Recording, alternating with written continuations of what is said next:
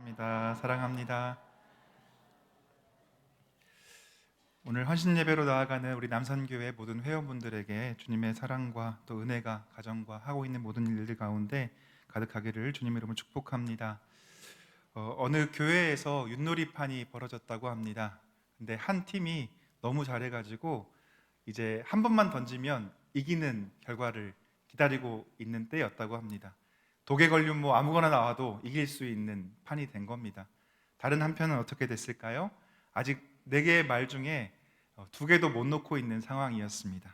이 상황에서 이제 마지막 윷을 놓아야 하는 한 사람이 급한 전화가 와서 전화를 받으러 나가게 되었습니다. 그랬더니 옆에 있던 어른분들이 옆에 앉아있는 어린아이에게 이렇게 이야기했습니다.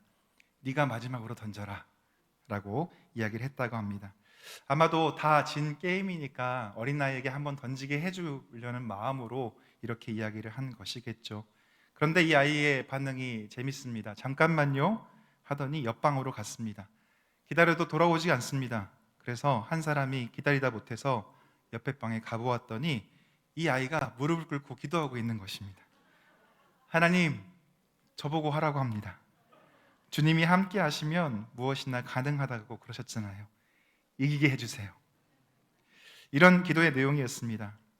어른들은 하도 기특해서 어린아이가 기도하고 돌아올 때까지 기다려주기로 했습니다. 이 어린아이가 돌아와서 윷을 던졌습니다. 어떻게 되었을까요? 네, 한꺼번에 모가 여러 번 나오고 윷이 여러 번 나와서 상대방은 한 번만 던지면 이길 수 있었는데 이 상대팀이 이겨버리게 된 것입니다. 여러분은 이런 기적을 삶에서 경험해 본 적이 있으십니까? 있으세요? 저는 없습니다. 네, 이걸 기적이라고 이야기할 수 있겠죠. 이 아이에게는 아마 평생 간증거리가 될 것입니다. 오늘 저희는 본문을 통해서도 놀라운 기적을 만나게 됩니다. 사실 기적과 이적이 예수님의 삶을 통해서 많이 목격되고 증언되고 있긴 하지만 기적을 현재의 우리의 삶 속에서 쉽게 받아들이기란 결코 쉽지가 않습니다. 기적에 대한 이야기들은 우리가 받아들이기만 한다면 더 쉽게 믿음이라는 길로 저희를 데려가 줄 것이기 때문입니다. 체험적인 신앙을 가지고 있는 분들은 무한 것이 없습니다. 내가 경험했기 때문에 받아들이고 믿는 것입니다. 기적을 경험한 사람뿐만 아니라 이 기적을 옆에서 목격한 목격자들 또한 그렇습니다. 직접 이 사건에 대해서 목격했기 때문에 믿고 받아들일 수 있는 것이죠. 하지만 기적 사건에 대해 건너들은 사람들은 어떨까요? 동시대에 살고 있는 사람들이라면 기적을 훨씬 더 가깝게 믿을 수 있을 것입니다. 하지만 시간이 많이 흘러서 세대에 거쳐서 시간이 많이 흘렀다면 어떨까요? 이야기가 달라질 것입니다. 오늘 저희가 보고 있는 이 본문의 사건 또한 많은 시간이 흘러서 우리에게 들려지고 있습니다. 이 이야기를 듣고 있는 우리들은 각기 다른 반응을 보일 수 있습니다. 체험적인 신앙을 가지고 있는 분들은 이 사건을 그렇지, 있을 수 있는 일이야 100% 믿고 신뢰할 수 있습니다. 아멘으로 화답하며 하나님의 이름을 높여드릴 수 있습니다. 하지만 체험적인 신앙이 없고 아직도 하나님을 믿는 것과 예수 그리스도를 따르는 삶에 대해서 의문을 가지고 계시는 성도님들이 계시다면 이 사건은 또 다른 고민거리로 다가올 수 있습니다. 하지만 고민에 앞서서 우리는 본문의 사건을 자신의 체험과 비체험이 주는 다름으로 구분짓는 것이 아니라 우리에게 허락하신 믿음의 사건으로 볼 수 있기를 소망합니다. 이 오래전 이야기가 주는 놀라움이 우리에게 놀라움이 되고 현재 우리에게 주어진 감동이 되어 살아갈 수 있게 되기를 바랍니다. 본문의 사건은 제9시에 성전 문 앞에서 일어난 일이었다고 성경은 우리에게 전해주고 있습니다. 경건했던 유대인들은 시간을 정해서 기도하는 습관을 가지고 있었습니다. 하루에 3번 기도를 했는데요. 제3시, 지금 시간으로 하면 오전 9시, 제6시, 오후 12시, 제9시, 오후 3시에 이렇게 3번 나누어서 기도했습니다. 베드로와 요한 역시 일정한 시간에 기도를 하러 성전으로 가던 길이었습니다. 그러다가 지금 한 사람을 만나게 되었습니다. 베드로와 요한도 유대인의 관습에 따라 기도의 목적을 가지고 있긴 했지만 아마도 이 두 사람은 유대인들이 가장 많이 모이는 이 기도 시간인 제9시 오후 3시에 여러 사람에게 복음을 전하려는 의도를 가지고 성전에 올라간 것처럼 보입니다. 이 두 사람에게 40년 동안이나 어려움을 겪고 있는 한 사람이 눈에 띄게 된 것입니다. 사실 나면서부터 걷지 못했던 이 사람은 삶의 희망이 하나도 없었습니다. 걷지 못하는 이 사람이 할 수 있는 유일한 길이 무엇이었을까요? 바로 성전 앞에 앉아서 오가는 사람들에게 도움을 청하는 일밖에 없었을 것입니다. 사실은 성전 문 앞에 오는 것까지도 혼자 할 수 없어서 다른 사람들의 손에 이끌려서 여기에 앉아 있게 된 것이었습니다. 유대교에서는 남을 구제하는 일을 매우 큰 덕목으로 여겼습니다. 이런 이유로 성전에 올라오는 사람들은 주변에 구걸하고 있는 사람들에게 동전을 던져주므로 하나님의 상을 얻고자 했습니다. 이것을 잘 알고 있었던 구걸하는 사람들이 성전이나 전각 입구에서 구걸하는 일이 많았다고 하는 것이죠. 이 나면서부터 걷지 못하는 이 사람만 앉아서 구걸하고 있는 것이 아니라 많은 거린들이 주변에서 구걸을 하고 있었다고 볼 수 있겠습니다. 그래서 성전 문 앞은 주는 사람과 받는 사람의 이해가 맞물려 어우러진 최적의 장소가 되었습니다. 나면서부터 걷지 못한 이 사람도 예외 없이 여러 성전 문 중에 동편에 있는 니카노르 문, 즉 오늘 본문에 나와 있는 것처럼 미문이라고 불리는 문 앞에 앉아 있습니다.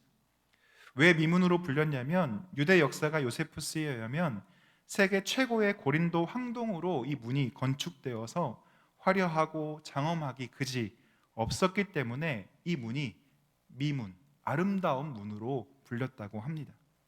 아이러니하죠.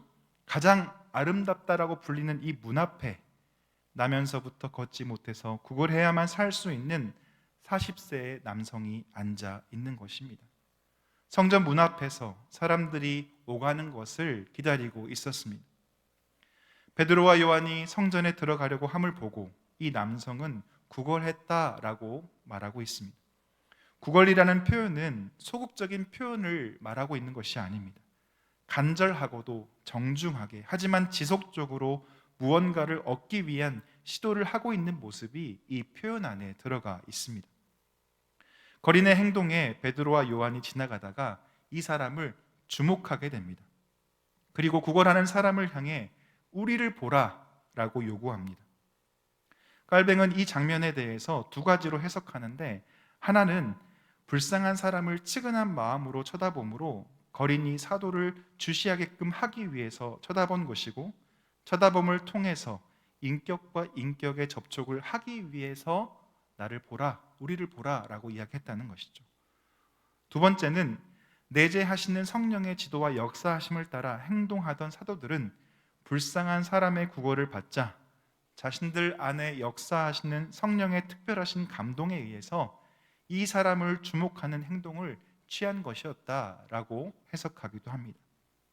깔뱅이 말한 것처럼 측은한 마음이든 아니면 성령의 지도와 역사하심을 따랐던 간에 두 사도의 행동과 말은 이 구걸하던 사람의 시선을 끌었고 주목하여 보게 했습니다. 그리고 거린에게 어떤 기대감을 가지게 했습니다. 아마도 거린은 수많은 사람들이 그냥 동전이나 던져주고 가는데 자신들을 쳐다보라고 이야기하는 이 사람들에게 무언가 특별한 것이 있지 않을까? 특별한 것을 나에게 주려고 하지 않는 것인가? 라는 생각을 했을 것입니다. 그리고 기대에 부풀었을 수도 있습니다. 하지만 이 구걸하는 사람에게 들려지는 말은 자신의 기대와는 전혀 달랐습니다. 본문 6절의 말씀인데요, 같이 한번 6절의 말씀 읽어보겠습니다. 6절입니다. 베드로가 이르되 은과 금은 내게 없거니와 내게 있는 이것을 내게 주노니 나사렛 예수 그리스도의 이름으로 일어나 걸으라 하고. 아멘. 더 많은 동전이 아니라 지폐 정도를 기대하고 있었던 거린에게 선포된 베드로의 말은 황당한 말이었습니다. 은과 금이 없답니다. 아니, 그러면 왜 나를 보라고 했어? 당황스럽습니다. 그런데 그것이 끝이 아닙니다. 뭐가 있다고 합니다. 뭐지? 뭐가 있지? 궁금해합니다. 나사렛 예수 그리스도의 이름으로 걸으라 라고 베드로가 선포합니다. 이 거린의 반응은 어땠을까요? 애들 말로 헐 이랬을 것 같습니다. 그런데 선포와 동시에 베드로가 거린의 오른손을 잡아 일으키니 발과 발목이 곧 힘을 얻어 뛰면서 걸었다라고 본문은 이야기합니다. 고침을 받은 거린이 성전으로 들어가서 성전 안에서 걸으며 뛰며 하나님을 찬송했다 성경은 기록해주고 있습니다. 사람들은 이 일로 인해서 다 깜짝 놀랐습니다. 베드로와 요한이 성전에 온 목적이 뜻하지 않은 상황으로 이루어지는 것을 우리는 볼 수가 있습니다. 사람들이 많이 모인 곳에 가서 복음을 전하려고 했던 제자들에게 이 성전 문 앞에 앉아서 구걸하던 사람은 복음을 전파하기 위한 좋은 매개체가 되고 있습니다. 베드로와 요한이 성령의 인도하심에 따라 이 놀라운 기적을 행하였고 이로 인해서 복음을 소개할 수 있는 좋은 기회를 얻게 되었습니다. 자신의 몸이 낫게 된 사람이 베드로와 요한을 붙잡습니다. 그리고 솔로몬의 행각이라 불리는 행각에 많은 사람들이 이 신기한 광경을 보고 목격하고 몰려왔습니다. 이것을 놓칠 수 없는 베드로는 모인 사람들을 향해서 이야기하기 시작합니다. 이것이 바로 그 유명한 베드로 사도의 솔로몬 행각 설교입니다. 베드로가 선포한 설교의 내용은 이렇습니다. 한번 잘 들어보십시오. 여러분들 왜 이렇게 놀라십니까? 저희 둘이 가지고 있는 권능과 경건으로 이 사람을 걷게 한 것처럼 왜 여러분들은 우리를 주목해서 보십니까? 우리가 한 것이 아니고 예수 그리스도의 이름으로 이것을 했습니다. 우리가 믿고 계신 하나님께서 그의 종 예수란 분을 영화롭게 하셨습니다. 하지만 여러분들은 예수를 법정에 세웠고 빌라도가 놓아주려고 했지만 여러분들은 이것을 거부했고 도리어 살인자였던 바라바를 놓아주려고 구했습니다. 결국 예수는 여러분의 손에 의해 죽게 되었습니다. 하지만 하나님께서 죽은 자 가운데서 그를 살리셨습니다. 믿기지 않겠지만 우리가 이 일에 대한 증인들입니다. 우리는 예수님의 이름을 믿습니다. 그래서 나사렛 예수의 이름으로 여러분이 매일 본 이 사람을 낫게 하였습니다. 바로 예수로 말미암아 난 믿음이 모든 사람 앞에서 이와 같이 완전하게 낫게 했습니다. 여러분들을 예수를 죽인 사람들로 탓하려고 하는 것이 아닙니다. 여러분들이 잘 알지 못했기 때문에 그랬다는 것을 알고 있습니다. 하나님께서 미리 선지자들을 통해서 이야기하셨던 것들이 지금 이루어진 것뿐입니다. 이제 여러분들이 할 수 있는 것이 하나 있습니다. 바로 여러분들의 잘못을 회개하고 이제 잘못된 길에서 돌이켜 여러분들의 죄 없이 함을 받으시면 됩니다. 이렇게 하면 여러분들에게 새롭게 되는 날이 있게 될 것이고 또 하나님께서 여러분들을 위하여 예정하신 그리스도 곧 예수님을 보내시겠다고 하셨습니다 라는 설교를 이 많은 무리들 앞에서 이 베드로가 하게 된 것입니다. 너무 멋지고 명확한 설교 아닙니까? 저는 베드로 사도를 성경을 통해 알게 되면서 물론 대단한 분이라고 생각을 하고 있었지만 어떤 면에서는 제가 베드로보다 더 낫지 않을까라는 생각을 할 때가 가끔 있었습니다. 근데 지금 이 베드로의 설교를 보면서 베드로가 가진 이 엄청난 이 능력, 설교의 능력 앞에 이런 생각이 사라졌습니다. 우리가 베드로 사도 그러면 성경에서 몇 가지 장면이 떠오르곤 합니다. 첫 번째는 베드로가 예수님께 신앙 고백을 하는 장면이 나옵니다. 마태복음 16장 16절에 어떻게 고백하죠? 같이 한번 볼까요? 주는 그리스도시요 살아계신 하나님의 아들이시니이다. 이 말을 들을 때는, 이 고백을 들을 때는 우와 하게 됩니다. 정말 예수님의 수제자가 맞구나. 이런 고백을 어떻게 하지? 라고 생각합니다.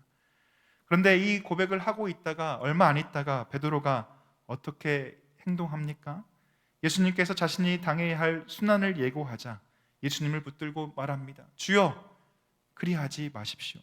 이 일이 결코 주께 미치지 아니할 것입니다. 항변하면서 이야기했습니다. 예수님께서 이런 베드로를 향해서 뭐라고 말씀하십니까? 사탄아 내 뒤로 물러가라. 너는 나를 넘어지게 하는 자로다.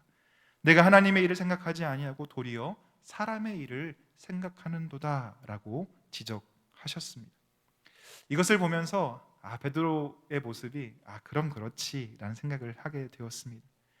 베드로의 대표적인 성격이자 기질을 잘 보여주는 대목이라고 할 수 있겠습니다. 물불 가리지 않고 나서는 모습입니다. 예수님을 잡으러 온 무리들 중 대제사장의 종 말고의 길을 쳤던 베드로의 모습 또한 이러한 모습 중에 한 모습일 것입니다. 두 번째로 베드로 하면 떠오르는 또 모습이 있습니다. 겁이 많았던 모습이었죠. 마태복음 14장에 보시면 제자들이 배를 타고 건너편으로 가는 장면이 나옵니다. 예수님은 따로 계시다가 밤 사경에 바람과 물결로 인해 고생하는 제자들이 탄 배를 향해 물 위를 걸어오신 장면 기억하시죠? 그때 베드로가 자신의 특유의 성격으로 물에 뛰어들었습니다. 물 위를 걷고자 했습니다. 하지만 그것도 잠시 바람을 보고 무서워 빠져가며 소리를 지릅니다. 주여, 나를 구원하소서. 겁이 많고 두려움이 많았던 베드로의 모습이었습니다.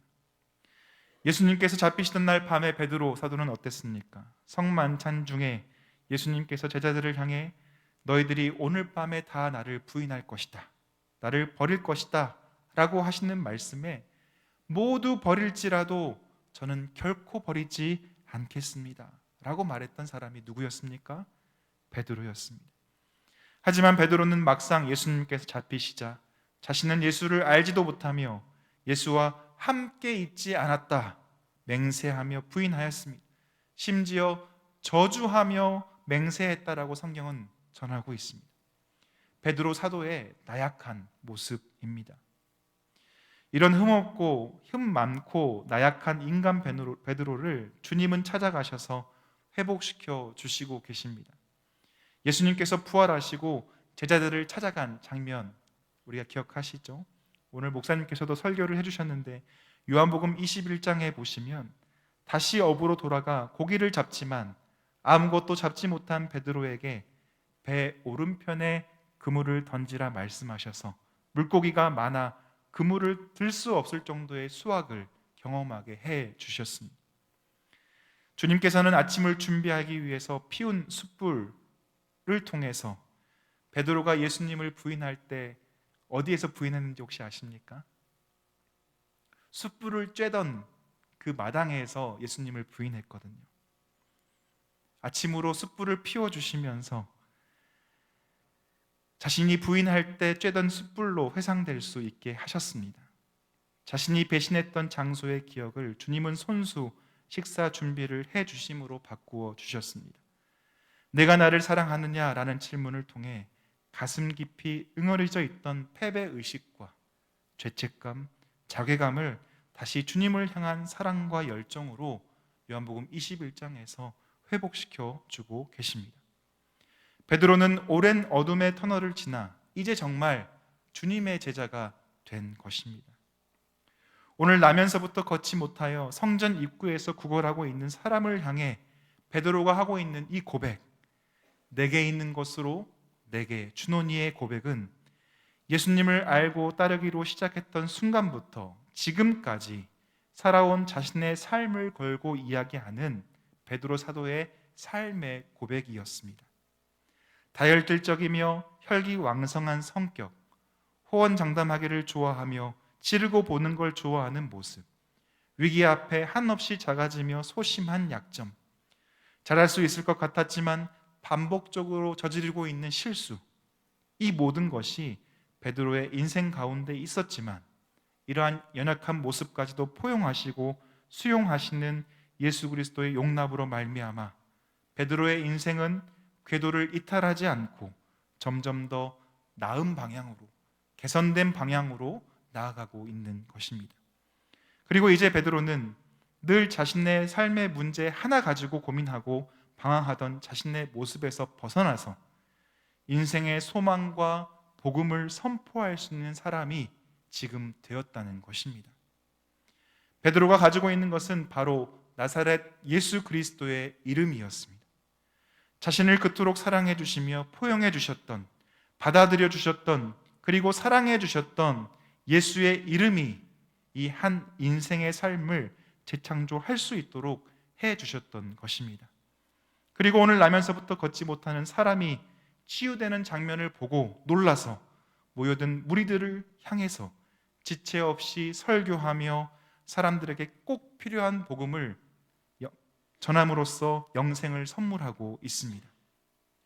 요한 사도행전 4장 4절에 보시면 이 솔로몬 행각 설교로 인해서 회심한 사람 가운데 남자의 수가 약 5천 명이나 되었다라고 성경은 우리에게 이야기해 주고 있습니다. 베드로는 원래 뛰어난 사람이 아니었습니다. 우리가 알고 있는 사도이자 예수님의 수제자로 엘리트 코스만 밟았던 사람이 아니었습니다. 철저히 실패했고 처절하게 자신의 모습에 좌절했으며 치열하게 자신의 삶과 싸웠던 사람이 바로 베드로 사도였습니다. 이런 베드로 사도가 본도, 갈라디아, 갑바도기아, 아시아, 비두니아의 교인들에게 쓴 편지에 이런 글을 남기고 있습니다. 베드로전서 3장 15절의 말씀을 같이 한번 화면을 보시며 읽어보겠습니다. 너희 마음에 그리스도를 주로 삼아 거룩하게 하고 너희 속에 소망에 관한 이유를 묻는 자에게는 대답할 것을 항상 준비하되 온유와 두려움으로 하고. 아멘. 이제 베드로 사도는 자신을 채우고 있는 가장 중요한 것이 무엇인지를 아는 사람이 되었습니다. 자신을 채우고 있는 것을 가지고 어떻게 살아야 할지에 대해서 잘 알고 있는 사람이었습니다. 그렇기 때문에 이제 여러 교인들에게 이러한 권면을 하고 있는 것입니다. 우리에게 소망이 되시는 분, 바로 예수 그리스도가 우리 안에 있습니다. 이제 우리를 보고 우리의 삶을 보고 소망을 갖고자 하는 많은 사람들에게, 그리고 소망이 필요한 많은 사람들에게 예수님을 나누어 줄 수 있어야 합니다 라고 지금 베드로 사도는 권면하고 있습니다. 내게 있는 이것을 내게 주노니 라는 고백은 제자로 살면서 수많은 상황 가운데 연단되었던 사람이 가질 수 있는 확신, 바로 내게 있는 것입니다. 또 내게 있는 것이라는 이 표현은 기적을 행할 수 있는 능력이나 상황을 바꿀 수 있는 관계 스킬이나 문제를 해결할 수 있는 돈이 아닌 바로 나사렛 예수 그리스도의 그 이름을 가지고 있는 것이 내게 있는 것이다 라고 베드로는 고백하고 있습니다. 사랑하는 남선교회 회원 여러분, 그리고 우리 동원교회 모든 성도 여러분, 여러분들에게 내게 있는 것은 무엇입니까? 무엇을 할 수 있는 힘이 내게 있는 것입니까? 이 은과 금으로 대표되는 이 세상의 가치가 아니라 예수 그리스도 한 분이 바로 내게 있는 것 되시기를 소망합니다. 내게 있는 것, 예수 그리스도와 예수 그리스도의 이름을 통해 주변 사람들이 소망을 찾고 소망을 체험할 수 있는 삶을 살아가도록 권면하고 전하는 저와 여러분 되시기를 주님의 이름으로 축원합니다. 기도하겠습니다.